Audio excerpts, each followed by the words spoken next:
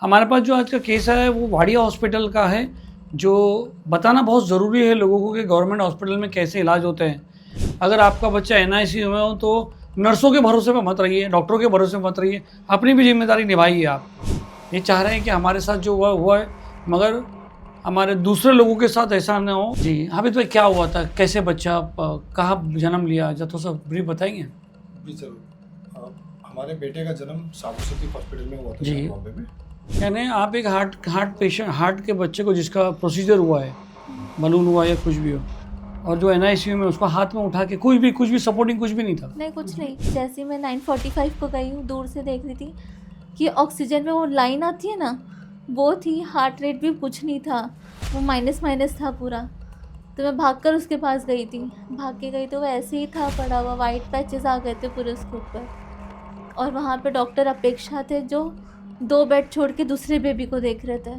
मैंने भागकर उनको बोला कि ये रिस्पॉन्ड नहीं कर रहा है कुछ भी। वो मुझे बोले कि आप बाहर जाओ। उस रात जो पूरे डॉक्टर्स की टीम वहाँ पे अवेलेबल थी, डॉक्टर अपेक्षा, डॉक्टर अनीश, कार्डियो के और भी कुछ डॉक्टर्स थे। उस रात कॉन्वर्सेशन बहुत डिफरेंट हुई। 3 दिनों में डॉक्टर्स के 3 अलग अलग स्टेटमेंट थे। द थर्ड डे मैं डॉक्टर अल्पना ओली से मिला, जो हेड इंचार्ज है NICU. First impression was like, वो हमें कंसोल करके, उन्होंने हमें कंसोल किया और वो चाहते थे बस कंसोल करो ताकि बात बाहर नहीं जाए। बात बाहर नहीं जाए। और उन्होंने बस अपॉलॉजी ली, एक्सेप्ट भी किया वर्बली कि हमारी टीम से गलती हुई है। अभी आप क्या करना चाह रहे हो? अब हम देखिए डेफिनेटली मैंने उनसे भी काफ़ी बार रिक्वेस्ट कर चुका हूँ कि ये जो हो गया वो हो गया, उसका कोई नहीं बदल सकता। अगर आपको रियलाइजेशन है तो जो भी चेंजेस की रिक्वायरमेंट है उसको करके, और किसी माँ के साथ भी बिल्कुल ना हो, किसी पैरेंट के साथ ना हो। You are watching Delhi News. दोस्तों, गवर्नमेंट हॉस्पिटल की तो हालत आप समझ सकते हो क्या होती होगी, मगर कहीं यहीं पर हमेशा नेग्लिजेंसी, स्टाफ का ध्यान नहीं और इक्विपमेंट्स की कमी, मेडिसिन की कमी मुंबई में ये आम बात है। मगर अगर किसी की जान चली जाए उस लापरवाही की वजह से, तो उनकी फैमिली पर क्या गुजरती है, और जबको वो एक 20-22 दिन का बच्चा हो तो क्या गुजरती है। हमारे पास जो आज का केस है वो वाडिया हॉस्पिटल का है, जो बताना बहुत ज़रूरी है लोगों को कि गवर्नमेंट हॉस्पिटल में कैसे इलाज होते हैं। हमने इनसे बात की, इनके 24 दिन के बच्चे की पूरी हिस्ट्री अभी हम उनको बताएंगे कि क्या हुआ था। नेग्लिजेंसी सामने आई हुई है। ये चाह रहे हैं कि हमारे साथ जो हुआ है, मगर हमारे दूसरे लोगों के साथ ऐसा ना हो। और अगर आपका बच्चा एनआईसीयू में हो तो नर्सों के भरोसे पे मत रहिए, डॉक्टरों के भरोसे पे मत रहिए, अपनी भी जिम्मेदारी निभाइए आप। बात करते हैं। सर, आपका नाम? मेरा नाम मोहम्मद हामिद काजी। जी हामिद भाई, क्या हुआ था, कैसे बच्चा कहाँ जन्म लिया, जब थोड़ा सा ब्रीफ बताएंगे? जी ज़रूर। हमारे बेटे का जन्म साबू सिटी हॉस्पिटल में हुआ था जी। शायद बॉम्बे में, डॉक्टर नसरीन के अंडर। और डॉक्टर अनीश भी थे वहाँ पे, जो पीडियाट्रिक थे। उन्होंने फर्स्ट डे, नॉर्मल डिलीवरी हुई थी, उन्होंने फर्स्ट डे बताया बेबी ओके है, कोई कंसर्निंग चीज़ें नहीं है इसमें। नेक्स्ट डे दोपहर के करीब 3 से 4 बजे के करीब ये नोटिस किया सब लोगों ने कि वो काफ़ी तेज़ी से सांस ले रहा है। और फिर एक्सरे करने के बाद पता चला कि हार्ट का साइज में डिफरेंस है। जब नेक्स्ट डे 2D एको किया तो पता चला कि उसको सीवियर एओर्टिक स्टीनोसिस है, जिसमें एओर्टा की नस ब्लॉक हो जाती है। अच्छा, फिर कितना % ब्लॉक था? वो 20% सिर्फ अवेलेबल था, 20% फ्लो हो रहा था। तो वहाँ से 60% फ्लो होता है ब्लड का, ऐसा हमें डॉक्टर ने एडवाइस किया बताया था। जी। जी। और उसके बाद ऐसा हुआ कि जिस डॉक्टर ने 2D एको किया था, उसी डॉक्टर ने ही हमारी हेल्प की वाडिया में हमें बेड अरेंज करने के लिए। उसके एक दिन पहले जब हम गए थे वाडिया में बेड के लिए, तो वहाँ हमें किसी ने एंटरटेन ही नहीं किया था। उन्होंने बस कहा था कि आप हमें डिटेल्स दे दीजिए, हम खुद ही कांटेक्ट करेंगे। हम 25 को वाडिया गए, डॉक्टर क्षितिज अनुज सेठ के अंडर, वहाँ के कंसल्टेंट कार्डियोलॉजिस्ट है बेबी के। उन्होंने बताया कि बेबी की उन्होंने खुद फिर से 2D एको किया और उन्होंने बताया कि कंडीशन बहुत सीवियर है। हमें बेबी को पहले स्टेबल करना होगा, उसके वाइटल को, उसके बाद उसकी बलून वैल्वोप्लास्टी, जो जैसे कैथेटर केबल डाल के बलून बनाना होगा एओर्टा में, जिससे वो फ्लो स्टार्ट हो जाए वापस। जी। उन्होंने यानी वो जो बलून डालते हैं और नस खोलते हैं, वो वाला बलून है। जैसे बड़ों में एंजियोग्राफी वगैरह जी। बिल्कुल वैसा, पर बच्चों में थोड़ा डिफरेंट प्रोसीजर। ये शॉर्ट टर्म में जल्दी रिकवरी के लिए होता है। ये फर्स्ट स्टेज होता है। उन्होंने भी यही बताया, ये फर्स्ट स्टेज है, अगर इसमें रिकवरी हो जाएगी तो गुड इनफ, नहीं होती है तो सेकंड स्टेज होता है open heart surgery, transplant third stage. ये प्रोसीजर होता है बैक टू बैक इसमें। जी। उन्होंने उसी दिन 25 को हम तकरीबन 1 बजे के करीब पहुँच गए वाडिया में ना? जी हाँ। 1 बजे हम वाडिया पहुँच गए थे और शाम में 7 बजे तक डॉक्टर ने स्टेबल कर दिया था ठीक बेबी है। को हमारे। 7 बजे प्रोसीजर स्टार्ट किया, 8 बजे कंप्लीट हो गया। बाकायदा उन्होंने हमें वीडियो भी दिखाया प्रोसीजर के अंदर बुला के, और हमने देखा भी वीडियो। उन्होंने सब बताया। उन्होंने बताया थोड़ा सा ब्लड लीकेज भी है, थोड़ा इनिशियल स्टेज में थोड़ा रिकवरी में कंसर्न होगा। but ब्लड लीकेज कहाँ से बताया उन्होंने? जैसे वो एओर्टा जब खुलता है तो खून प्रेशर से आता है, और जब प्रेशर से आता है तो हो सकता है ब्लड थोड़ा गिर जाए बाहर।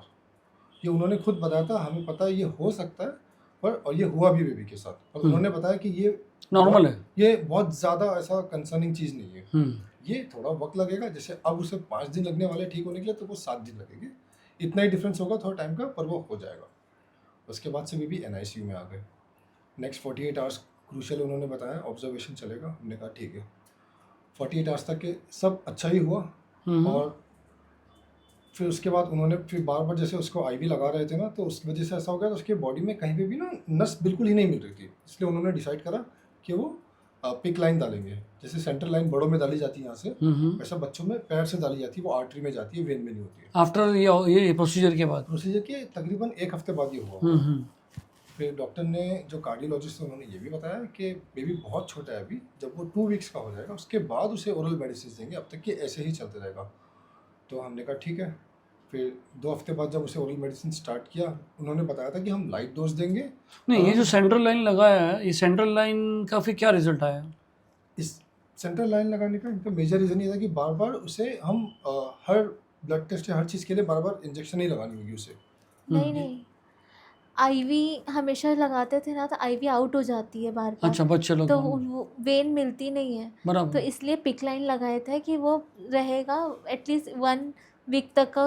1 वीक का उसका ड्यूरेशन रहता है, फिर निकालना पड़ता है पिक लाइन भी, उसके ज़्यादा रख नहीं सकते। लेकिन वो बार बार आईवी आउट होती थी, उसकी वेन मिलती नहीं थी, इसलिए वो लगाए थे। अच्छा, और आईवी के थ्रू और मैं उसको समझता हूँ जो बलून आपने बताया, बलून वेल्वोप्लास्टी वेल्वोप्लास्ट, वो भी वहीं से पैर से ही की होगी ना? नहीं नहीं, वो इधर जांग से। थाई के पास। अच्छा, थाई थाई के से, पास से हाँ। की थी। ठीक है, हाँ, फिर क्या हुआ? उसमें भी उन्होंने एक चीज़ और बताई थी जो हाईलाइट करना बहुत ज़रूरी है, वो कि उन्हें 5.5 mm का वो चाहिए था बलून बनाने के लिए। बट उनका ये कहना था कि मार्केट में कोई भी नहीं बना रहा है, इसलिए उन्होंने एक 5 और एक 6 mm का यूज़ किया था। उन्होंने यूज़ सिर्फ 5 mm का किया था, बट उन्हें चाहिए था 5.5 mm का। तो just to highlight so that people know. फिर उसके बाद डॉक्टर के, एज पर डॉक्टर, उसकी रिकवरी अच्छी चल रही थी, ग्रोथ अच्छी थी, बेबी रिस्पॉन्ड कर रहा था हर चीज़ को। और जैसे ही वो 2 वीक्स का हुआ, उसे ओरल मेडिसिन इन्होंने स्टार्ट की। जैसा उन्होंने कहा था कि लाइट डोज में स्टार्ट करा जाएगा, और फिर उससे साथ में टेस्ट भी किया जाएगा, क्योंकि बेबी बहुत छोटा है, तो किडनी या लंग्स पे कोई साइड इफेक्ट तो नहीं हो रहे मेडिसिन के, क्योंकि फर्स्ट टाइम उसकी लाइफ में उसे ओरल मेडिसिन दी जा रही है। तो जब उन्होंने स्टार्ट किया तो उसको उसके साइड इफेक्ट हुए, और उसके क्या साइड इफेक्ट हुए? क्रिएटिनिन क्रेटिनिन लेवल उसका बढ़ गया था किडनी में। इस वजह से उसकी पेशाब बिल्कुल रुक गई थी, वो वॉमिट करने लग गया था बैक टू बैक, और बिल्कुल येलो वॉमिट करने लग गया था।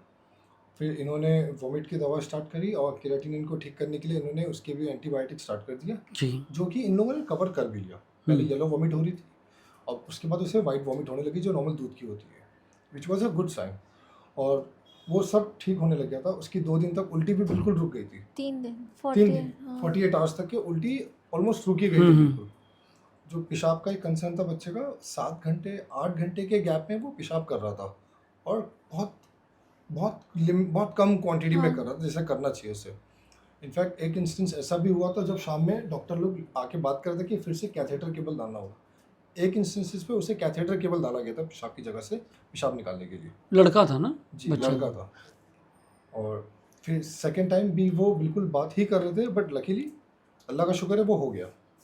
और ये कंसर्न था, बाकी सब चीज़ें बराबर चल रही थी। उसका यूरिन रूटीन टेस्ट हुआ, उसमें उसे इन्फेक्शन आया, उसकी भी मेडिसिन चल रही थी। वो भी डॉक्टर्स का कहना था कि 1-2 दिन में ये भी रिकवर हो जाएगा, ये बहुत कंसर्निंग चीज़ नहीं है। यूरिन कल्चर टेस्ट दिया था, जिसकी रिपोर्ट 4 दिन में आती है, वो भी आने ही वाली थी ये मंडे को। मेडिसिन भी उसकी कम हो गई थी, दोनों भी जो हार्ट की थी, एक एनवास जो ओरल दे रहे थे वो भी ख़त्म हो गई, मिलरिनॉन जो उसका आईवी के थ्रू जा रहा था हार्ट की थी वो भी स्टॉप कर दिए थे।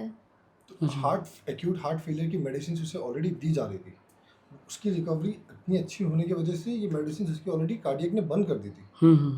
यूरिन इन्फेक्शन वगैरह टेस्ट वगैरह चल रहे थे, वो वेट कर रहे थे कि GERD टेस्ट करा जाएगा अगर ज़रूरत होगी तो। और culture test, fungal test urine का, जिसमें 4 दिन और 8 दिन लगता है रिपोर्ट के लिए, ये अवेटेड था अभी बस इसकी रिपोर्ट्स। हम बिल्कुल इस स्टेज पे पहुंच गए थे कि बेबी ने लगभग 24-25 दिन में अच्छी रिकवरी कर ली थी।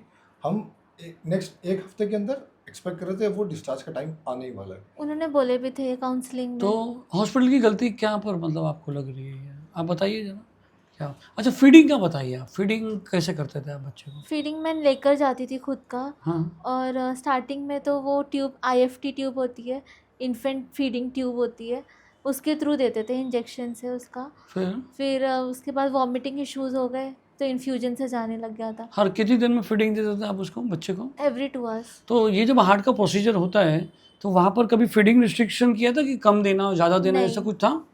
नहीं, बल्कि उसको ज़्यादा भूख लगती थी तो मैंने खुद रिक्वेस्ट करी थी कि इसकी भूख इतने में नहीं होता है, आप थोड़ा सा ml बढ़ा दो। तो डॉक्टर उन्होंने- बोले? नहीं, मैंने बोली थी। हाँ।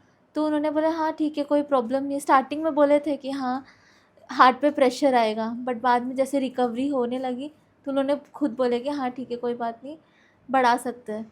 लेकिन वॉमिटिंग के इशू की वजह से वो लोग ने फिर वापस से 30 ml पे कर दिए थे, जिसमें से 25th डे था ना, उस दिन काउंसलिंग में मैम ने ये भी बोला वाटी चम्मच से 5 ml दे सकते हो माउथ के थ्रू। अच्छा, ये ओरली लिया उसने? ओरली लिया अच्छे से, माउथ के थ्रू 5 ml दे सकते हो, बाकी 25 ml जो है वो इन्फ्यूजन से जाएगा। इन्फ्यूजन वो वहाँ पे एक मशीन है, इंजेक्शन लगाते, वो एक्सटेंशन लगा के मुंह में डालते डायरेक्ट, 1 घंटे में वो ख़त्म होता है 25 ml। तो जब मैंने उसको वाटी चम्मच दी, 7:30 को मैं वहाँ गई, डॉमस्टर उसकी ये वॉमिटिंग की ये चालू थी सिरप। तो 15 मिनट्स प्रायर जाती थी मैं खुद बताती थी वहाँ नर्स को कि आपको इनको वॉमिटिंग का ये देना है सिरप। तो वो देने के बाद फिर उसके बाद 7:45 को फीडिंग के लिए गई। वाटी चम्मच मैंने ट्राई करी, उसके पहले भी 1-2 चम्मच उसके मुंह में डाल देती थी। ये 5 ml उसने अच्छे से लिया। फर्स्ट टाइम मैंने उसको डकार दिलाई थी कंधे पे लेके, डकार भी लिया। डकार भी आई? हाँ, लिया था अच्छे से। फिर उसको सुला के मैं 8:30 को वहाँ से गई हूँ। शाम को? हाँ, शाम को। हाँ। मतलब इतना टाइम मैं हमेशा उसके पास रहती थी, सुला कर ही जाती थी अच्छे से। और वो टाइम पे उसका ऑक्सीजन भी 99 था। मैं ऑक्सीजन वाइटल बराबर था? सब मैं चेक करके जाती थी हमेशा। ये वहाँ के स्टाफ को भी आप पूछोगे तो मालूम पड़ेगा, मैं हमेशा उसके आजू बाजू रहती थी। वो सब करने के बाद जब मैं वहाँ 9:45 को वापस गई, 9:45 को जैसे ही वहाँ पे दूर से देख रही हूँ कि वो मॉनिटर पे कुछ भी नहीं था, वाइटल्स पूरे ज़ीरो थे। नहीं, वो जो मॉनिटर बंद हो गया था? नहीं, मॉनिटर था, ऑक्सीजन 8:45 को मॉनिटर चालू था? एकदम 99 में बता रही हूँ ना आपको। अच्छा। 8:30 को वो 99 में देख कर गई थी उसका ऑक्सीजन लेवल, वो देखकर ही मैं निकली थी वहाँ से। हाँ, और फिर? जब जैसे मैं 9:45 को गई हूँ, दूर से देख रही थी कि ऑक्सीजन में वो लाइन आती है ना, वो थी। हार्ट रेट भी कुछ नहीं था, वो माइनस था पूरा। तो मैं भागकर उसके पास गई थी, भाग के गई तो वो ऐसे ही था पड़ा हुआ, वाइट पैचेस आ गए थे पूरे उसके ऊपर। और वहाँ पे डॉक्टर अपेक्षा थे जो 2 बेड छोड़ के दूसरे बेबी को देख रहे थे। मैंने भागकर उनको बोला कि ये रिस्पॉन्ड नहीं कर रहा है कुछ भी। वो मुझे बोले कि आप बाहर जाओ, हम लोग देखते हैं। फिर वो लोग ने मुझे बाहर कर दिए। और मेरे बाद में मुझे एक बार बुलाए भी, मुझे पूछने लगे कि आपने कैसे फीड कराए थे। मैं बोली मैं बस 5 ml वाटी चम्मच दी थी, डकार दिला कर गई हूँ। मुझे डकार दिए थे, मैंने बोली हाँ लिया था उसने डकार, बाकी इन्फ्यूजन से गया। बोले ठीक है जाओ बाहर बैठो। मुझे तभी भी उन्होंने कुछ नहीं बताया। बाद में फिर एकदम से इनका वेट कर रहे थे, बोले थे फादर किधर है, फादर किधर। मुझे समझ आ गया था कि कुछ नहीं है, अभी बचा ही नहीं है वो। लेकिन वो लोग बता ही नहीं रहे थे, वो पहले ही सब खत्म हो तो गया था। मॉनिटर तो एकदम स्ट्रिक्ट सर्विलेंस रहता है मॉनिटर्स का, तो वाइटल्स डाउन होते ना तो अलार्म सिस्टम अलार्म बजता है, बराबर है। तो वो भी बचता था उसका पहले। ऐसा नहीं है कि वो मॉनिटर ख़राब था। ये हम लोग ने वहाँ पे भी पूछे थे क्या वो मशीन ख़राब थी, मॉनिटर ख़राब था। वो लोग बोले नहीं, वो भी ओके था। और वो लोग ये भी एक्सेप्ट कर रहे थे कि वो बार बार रोता था। तो बोल रहे थे मे बी ये हो सकता है वो रो रहा हो, वो टाइम पे हम लोग ने ध्यान नहीं दिए, इसलिए रो रहा हो, अलार्म बजा होगा, हम लोग ने ध्यान नहीं दिए, ऐसा बोले। फिर क्या हुआ भाई?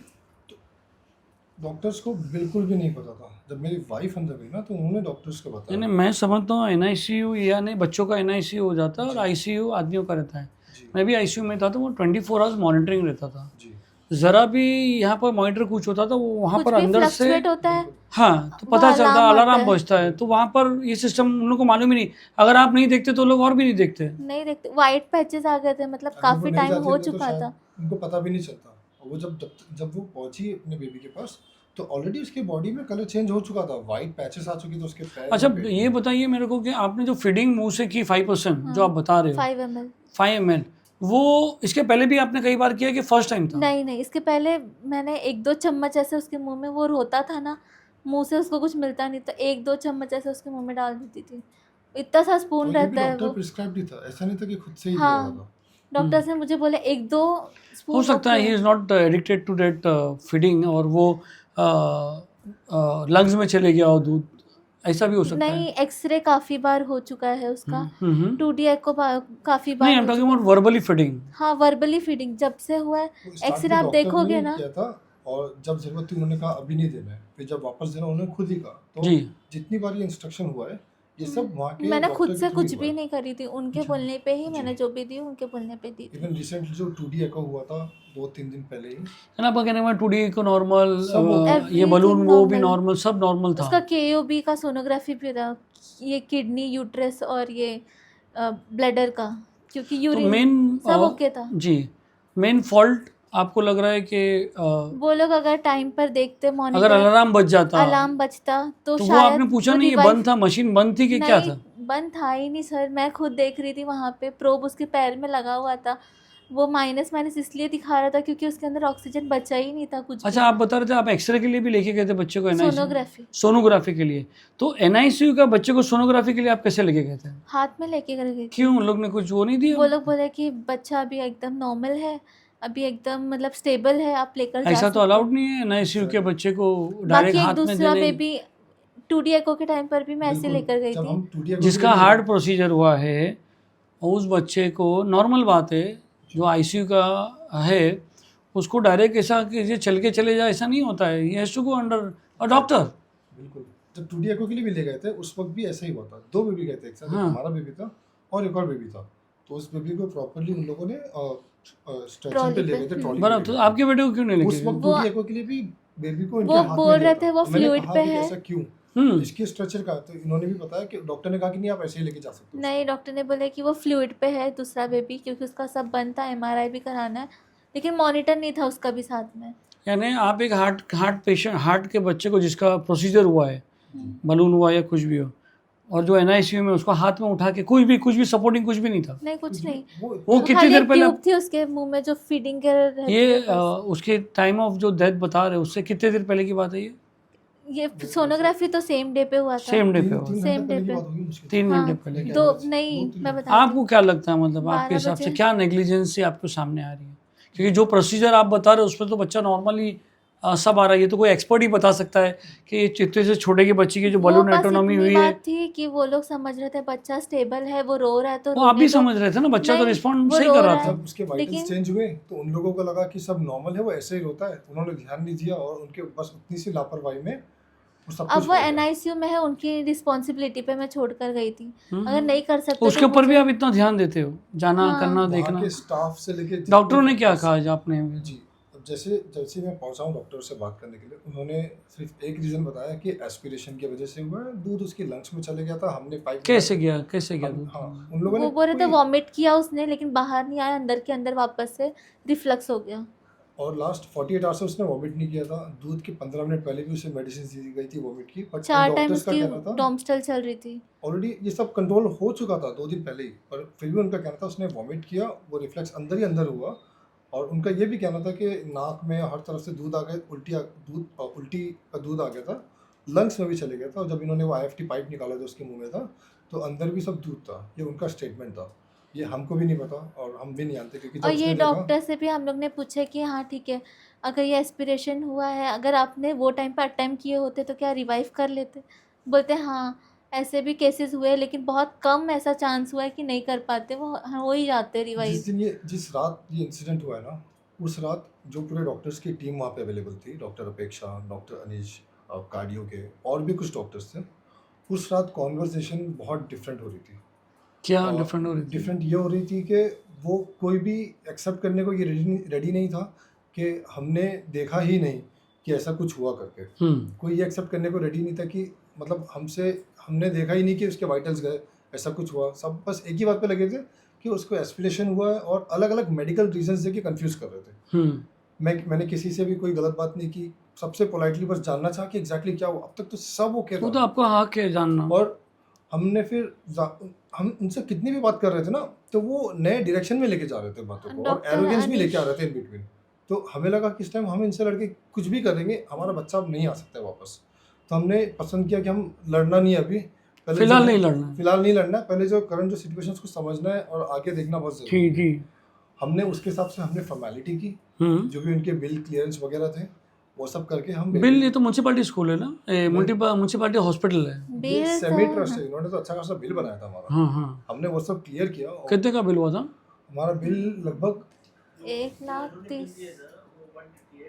मेरे ख्याल से 1.5 लाख तक खर्चा हो गया उस टाइम पे जो पेंडिंग था वो लगभग 1.5 लाख हमने भरा टोटल, था। यानी और उसके 3-4 लाख पहले- चले गए। हाँ, एक एवरेज 3 ठीक है, लाख ऑपरेशन का भी आसपास। पैसा गया जी। होगा। तो आपने बिल पेड करके बच्चे की डेड बॉडी लेके वो करके हम लेके आ गए घर पे। हाँ। हमने मिट्टी वगैरह कर ली और हम जब नेक्स्ट डे फिर गए वापस से एक मेडिकल रिकॉर्ड्स फाइल लेने के लिए, बेबी की एक कॉपी, जिससे हमें एक आइडिया मिले कि है ना कि क्या हुआ है क्या नहीं बराबर हुआ। है।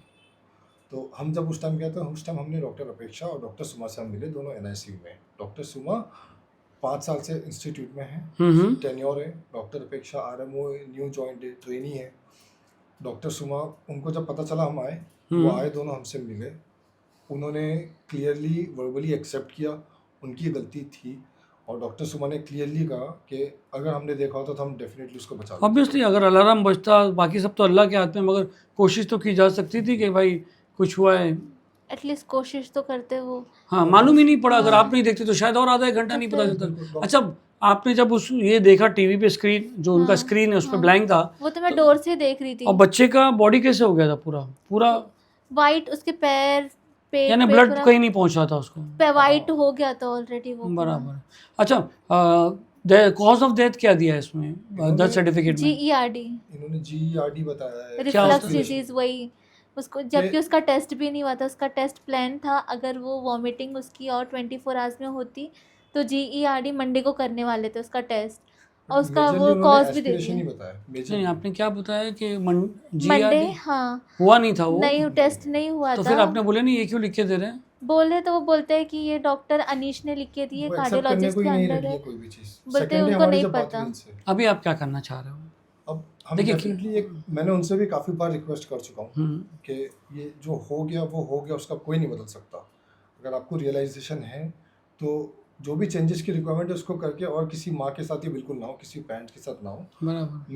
मैं अपने लिए अश्योरिटी नहीं चाहता हूँ, ये मैं चाहता हूँ कि आपको अगर सेल्फ रियलाइजेशन है तो आप खुद से खुद के लिए करिए, क्योंकि it's a part of your job. 3 दिनों में डॉक्टर्स के 3 अलग अलग स्टेटमेंट थे। द थर्ड डे मैं डॉक्टर अल्पना ओरी से मिला, जो हेड इंचार्ज है NICU. First impression was like, वो हमें कंसोल करके, उन्होंने हमें कंसोल किया, और वो चाहते थे बस कंसोल करो ताकि बात बाहर नहीं जाए। बात बाहर नहीं जाए, और उन्होंने बस अपॉलॉजी ली, एक्सेप्ट भी किया वर्बली कि हमारी टीम से गलती हुई है, हम बचा लेते अच्छा, हैं। उन्होंने एक्सेप्ट किया? एक्सेप्ट किया। क्या verbally, बोले? दोनों डॉक्टर ने सब लोग ने एक्सेप्ट किया। accept कौन डॉक्टर कौन? सुमा ने भी एक्सेप्ट किया, जो 5 साल से टेन्योर है। डॉक्टर अल्पना ने भी एक्सेप्ट किया क्या क्या? कि उनकी गलती थी। तो वो गलती थी, उनकी गलती थी। उनके डॉक्टर को पहले देखना चाहिए था, मम्मी को नहीं देखना चाहिए था। बराबर, इस ये तो बात गलती पे- है। ये उनकी, ये बात पे वो कह रहे हैं कि हमें पहले तो देखना उन्होंने चाहिए क्या था। एक्शन लिया, आपने पूछा? वो कह रही है मुझसे कि हम अभी ये करेंगे, हम और हायरिंग करेंगे, हर सेक्शन में एक ऐसे इंसान को रखेंगे जो सिर्फ मॉनिटर ही चेक करेंगे। यानी अभी तक नहीं होता था? अभी तक नहीं होता। मैंने उनसे पूछा कि अंदर कैमराज भी नहीं है, क्योंकि आप और मैं 10 बात कर सकते हैं, और कैमरा एक क्लियर विटनेस होता बिना सवाल जवाब के, जो बताता कि जब मॉनिटर पे से वाइटल्स चेंज हुए तब डॉक्टर्स और सिस्टर्स कहाँ पे थे, क्या वो कोई पेशेंट देख रहे थे, क्या वो साउंड आया भी या नहीं आया, किसी को पता भी चला नहीं चला। उन्होंने कहा कि हमारा कैमरा अलाउड नहीं है। और लीगल पैरामीटर्स के जब मैं केसेस देख रहा था तो उसमें अलग अलग सिनेरियोस थे। अलाउड भी है, आप कंसेंट दे के रख सकते हो, नॉट अलाउड भी है। इवेंचुअली उन्होंने एक्सेप्ट किया, जो हेड इंचार्ज है डॉक्टर अल्पना ने। उन्होंने फिर हमसे ये भी कहा कि इस बात को यहीं ख़त्म कर दो करके, और मैंने उनसे कहा कि ऐसे तो कैसे ख़त्म कर सकते हैं आप, अगर हमसे कहोगे कि हम सब ठीक कर देंगे और नहीं होगा। नहीं, आपको जानने का तो हक है ना। बिल्कुल। मगर देखिए, ये सब चीज़ों में क्या होता है कि पोस्टमार्टम होता है। जी। पोस्टमार्टम के बाद रिपोर्ट आती है कि क्या कॉज ऑफ डेथ था, क्या नहीं था। जी जब तक आप ये नहीं कराओगे तो क्लियरेंस नहीं मिल पाएगा। बिल्कुल। और उस वक्त तो बिल्कुल उन्होंने कुछ नहीं कहा हमसे हम्म। कि पोस्टमार्टम करना भी है नहीं करना। बिल्कुल जब उस रात जब ये इंसिडेंट हुआ ना, तो उनके चेहरे पे साफ दिख रहा था कि उनसे कोई गलती हो गई है, वो कैसे भी बस पैचअप कर रहे हैं patch up ताकि आप करो। लें। और फाइल्स भी नहीं दी आपको फाइल डिस्चार्ज के तब तक की टाइम? नहीं थी। आज मैंने एप्लीकेशन दिया, 3 दिन से जा रहा हूँ, स्टाफ अवेलेबल नहीं है। रोज जाता हूँ, कोई ना कोई बहाना करके भगा देता है। आज कोई नहीं है, आज बारिश है, आज ऐसा है। एटलीस्ट एक तो क्या alternate- डिमांड है मैडम आपकी? क्या क्या होना चाहिए अभी? वो लोग के खिलाफ कुछ तो एक्शन लेना चाहिए ताकि हमारे साथ हुआ एटलीस्ट दूसरे के साथ ना हो। इतना नेग्लेक्ट तो नहीं कर सकते ना कोई बच्चे को। वो एकदम से वाइट पड़ा था वहाँ पे, कितना टाइम हो गया था, उसके तरफ कोई देखा ही नहीं। एक राउंड तो लेते कम से कम सब बेबीज़ की तरफ, या मम्मी इसको रख लो वहाँ पे अगर नहीं रख पाते तो। बराबर, मम्मी ध्यान देगी 24 हाँ। घंटा। हमारे हमें भी केस में तो भगा बिल्कुल- देते थे। मैं अगर वहाँ पे रहूँ ना, वो रोता था तो मुझे अनाउंस करके बुलाते थे क्योंकि ये लोग की बस की नहीं थी चुप कराना। तो मैं जब जाती थी वहाँ पे चुप करा के सब हो जाता, सोता था ना तो बोलते मम्मी जाओ अब हो गया, वो सो रहा है, रहेगा तो हम लोग बुला देंगे। ऐसे भगा देते थे बाहर। तो अभी आप कंप्लेंट किए हो आपने सब जगह? अभी हमने कहीं पे भी कंप्लेंट नहीं किया। हम वेट कर रहे हैं कि मेडिकल रिकॉर्ड्स फाइल हमें एक कॉपी मिल जाए। वो आपको देंगे? वो अभी उन्होंने हमें 4 दिन का टर्न अराउंड टाइम दिया उसके लिए कि 4 दिन में हम आपको बताएंगे आगे क्या करेंगे और क्या नहीं करेंगे। मैंने उनके वो जो तो मेडिकल फाइल में कुछ भी लिख सकते हैं। वो मेरे ताल्लुकात में जो कुछ दोस्त हैं जो डॉक्टर है, उन्होंने मुझे बहुत क्लियरली कह दिया कि हामिद आप एक्सपेक्ट भी मत करना वो आपको क्या लिख के देंगे। सब री रिटन पिक्चर परफेक्ट पेपर मिलते हैं। बराबर है, रीड उन्होंने मुझे खुद डॉक्टर्स ने कहा, वो हम्म। जो बड़े बड़े मुंबई के हॉस्पिटल्स में काम कर रहे हैं, उन्होंने खुद बताया वो वैसा ही बना के दे देंगे आपको जैसा उनको चाहिए यूज़ करने के लिए अपने। मैंने कहा एटलीस्ट मेरे पास होना भी बहुत ज़रूरी है। मैंने आज मैं 2 दिन से उनके सुपरिटेंडेंट डॉक्टर मीनल शाह से आपके पास कुछ भी पेपर नहीं है? कोई एक्सरे वगैरह? एक्सरे है, और वो जो बलून वो उसका सीडी उसका वगैरह? सीडी है। वो है, हाँ, वो पहले का है। रिसेंट डेट का ना हमारे पास कुछ भी नहीं है, उन्होंने दिया ही नहीं अभी तक। अब वो तो बचने के लिए कुछ भी कर सकते हैं। बिल्कुल। और उसके अलावा मैं जो वहाँ के वाडिया के सुपरिटेंडेंट है डॉक्टर मीनल शाह, उनसे मिलने की कोशिश मीनल कर रहा शाह? हूँ। जी, वो उनसे मुलाकात नहीं हो पा रही है। समहाउ आज मैं डॉक्टर क्यों नहीं मुलाकात हो पा रही? क्योंकि इतना वो शायद- सीवियर केस है। वो शायद वहाँ के जो स्टाफ है उनका कहना है, एक स्टाफ ने कहा कि उनकी छुट्टी है, वो छुट्टी पे है। फोन पे बात करो। और कल कहा कि छुट्टी, आज कहा कि वो वेकेशन पे गए। फिर मेरी मुलाकात हुई है डॉक्टर मृदल से। She is also part of MS office team. कहाँ पर है वाडिया हॉस्पिटल? वीटी पे? ये परेल में है। परेल जी बिल्कुल, केएम से पहले। बराबर है। डॉक्टर मृदल से भी मैंने बताया, उनको भी मैंने एप्लीकेशन दिया है। उनको मैंने बताया कि ऐसा ऐसा है, ये मेरा रिटर्न एप्लीकेशन है, इसमें केस समरी भी सब कुछ है। आपके डॉक्टर्स ने ऑलरेडी वर्बली एक्सेप्ट किया है, अपॉलॉजी भी मांगी और ये भी कहा है कि केस को यहाँ दबा दो, पर मैं फिर भी आपके पास एप्लीकेशन लेके आया ताकि मैनेजमेंट और इंस्टीट्यूट को पता चले। ये बोला उन्होंने? कहा, और मैंने कहा उनसे कि आपके इंस्टीट्यूट को पता चलना चाहिए। एंड मैं चाहता हूँ कि अगर आप सीरियसली कुछ चेंजेस करना चाहते हैं तो प्लीज़ करिए, क्योंकि यहाँ पे काफ़ी लोग आ रहे हैं अपने इलाज के लिए। और मैं पिछले 20 से 25 दिनों में इतने सारे केसेस देख चुका हूँ यहाँ पे। हमारे साथ हो चुका है। जब एक दिन ऐसा ही हुआ था जब हमारे बेबी को सीपैप किया था, जब मेरी वाइफ बहुत डर गई थी कि अचानक से वापस से वेंटिलेटर पे क्यों रखा, वेंटिलेटर से बाहर आने के बाद। मैं भागते हुए हॉस्पिटल गया हूँ, मुझे डॉक्टर सूरत वो मिले नीचे। मैंने उनसे वहीं पूछा कि क्या हुआ है कि क्या नहीं हुआ करके। तो उन्होंने बताया कि आपके बेबी को एडवर्ड सिंड्रोम, डाउन सिंड्रोम के लिए फिश टेस्ट किया है। तो मैं बिल्कुल शॉक हो गया क्योंकि ऐसे कोई कंडीशन ही नहीं थी हमारे बेबी की। फिर जब ये कितने दिन पहले की बात है डेथ से? ये मेरे ख्याल से 1-1.5 हफ्ता पहले की बात होगी। एक हाँ, डेढ़ हफ्ता पहले की बात होगी अंदाजन। और जब मैंने कार्डियक डॉक्टर से बात की, डॉक्टर क्षितिज से, डॉक्टर वैदी एनआईसी इंचार्ज में थी, उनसे भी पूछा, तो डॉक्टर क्षितिज ने कहा कि एडवर्ड सिंड्रोम वगैरह का तो मुझे कुछ पता नहीं है, ऐसा तो कुछ है नहीं आपके बेबी का। डॉक्टर वैदी ने फिर मुझे बताया कि नहीं, वो मिसकम्युनिकेशन है, वो आपके बेबी का नहीं किसी और बेबी का है, वो इन्फॉर्मेशन आपको पास कर दी गई है। रॉन्ग इन्फॉर्मेशन किसी और पेशेंट के किसी और बेबी के बारे में मुझे बता दिया गया था कि आपकी बेबी को डाउन सिंड्रोम नहीं हुआ था बाद में? ऐसा कुछ भी नहीं था। दूसरी बेबी ऑफ दरक्षा का जो भी था वो हम लोग को बताया दूसरा गया था था। बेबी ऑफ दरक्षा की इन्फॉर्मेशन हमारे बेबी को हमको दी उन्होंने। तो बिल्कुल पेरेंट्स पहले भी कहते कि एडवर्ड सिंड्रोम में ऐसा होता है बच्चा 4 दिन या 1 साल भी नहीं जी पाता है। सही है। तो हम डर गए और कि ऐसा क्यों। अभी अब ये तो इंटरव्यू हम कर ले रहे, लोगों को मालूम पड़ जाएगा, 5, 10, 50 हज़ार लोगों को मालूम पड़ जाएगा। आगे क्या करेंगे? हम अपने साइड से एक कोशिश करेंगे कि एक एफआईआर करें, मेडिकल रिकॉर्ड्स निकाले। उसके लिए आपको एफआईआर तो डायरेक्ट नहीं करते हैं? हम इसलिए मेडिकल रिकॉर्ड्स का वेट कर रहे हैं कि हमारे पास मेडिकल रिकॉर्ड जैसे आपके दोस्त लोग ने कहा कि जी कुछ दूसरा बना के दे दें, तो फिर अब ऐसा है कि मैं अपने साइड से जो है मेरी पावर में कोशिश कर सकता हूँ। आगे अल्लाह माली है, और जो क्योंकि वो डेफिनेटली फाइट करेंगे हर चीज़ बचाने के लिए, मैं भी जानता हूँ। बट मैं इतना जानता हूँ कि डॉक्टर्स ने वर्बली एक्सेप्ट करके अपॉलॉजी लिया है। अब वो आगे मैनेजमेंट के थ्रू क्या करना चाहते हैं ये उनका पहले intention तो वो है। अपने आप को बचाएंगे, मैनेजमेंट बोलेगी अपने आप को बचाओ, बिल्कुल इंटरनल कुछ इंक्वायरी होगी और क्या होगा, और उससे सकता- गया हो बच्चा तो वापस नहीं आता। जी। तकलीफ तो आप लोग को भी है। बिल्कुल। हाँ, 2 दिन पहले एक और कार्डियक पेशेंट। आप दिल्ली में रहते हो? जी, मेरा ऑफिस दिल्ली में है। हम्म। मैं वहाँ इंटीरियर आप भी शादियों के दिल्ली गए हो, जी। हाँ, तो यहाँ पर बॉम्बे में वो प्रेगनेंसी में मुझे ज़्यादा प्रॉब्लम हो रही थी और वहाँ पे अकेले हो जाती थी, ये ऑफिस जाते थे, तो मैं इसलिए भी यहाँ मुंबई पर से ही आ रहने गई। वाला हूँ। अच्छा। बट ये कि मैंने छोटा सा बिजनेस स्टार्ट किया था, इसलिए मैं दिल्ली चले गया था वहाँ पे। अच्छा। हम प्रेगनेंसी के आप खाली यहाँ डिलीवरी के लिए आ गए थे? जी, मैं जून में ही आ गया था और जब से ये सब ऑलरेडी चल ही रहा है, जब से मतलब मैं इसमें ही ऑक्यूपाइड हूँ बिल्कुल। और उनके स्टाफ से भी जब बात हो गई सब कुछ, एक चीज़ बहुत क्लियर हो गई थी कि सब उनको पता था और वो झूठ पे झूठ कह रहे थे। एक एक दिन पे उन्होंने 3 दिन में उन्होंने 3 स्टेटमेंट चेंज किया। जी, डॉक्टर जी, अपेक्षा जी। जो उस दिन आरएमओ में थी, उन्होंने उस दिन डेट 16 अगस्त को कहा कि 9:05 पे मैंने चेक किया बेबी को, पैल्पिटेशन, ब्लैडर में पेशाब है या जी। नहीं, ओके था। आपने जब साबू सिद्दीक से आपको वाडिया ले जाया था तो, और जो प्रोसीजर की बात हुई थी, आपने सेकेंड ओपिनियन कोई डॉक्टर से लिया था?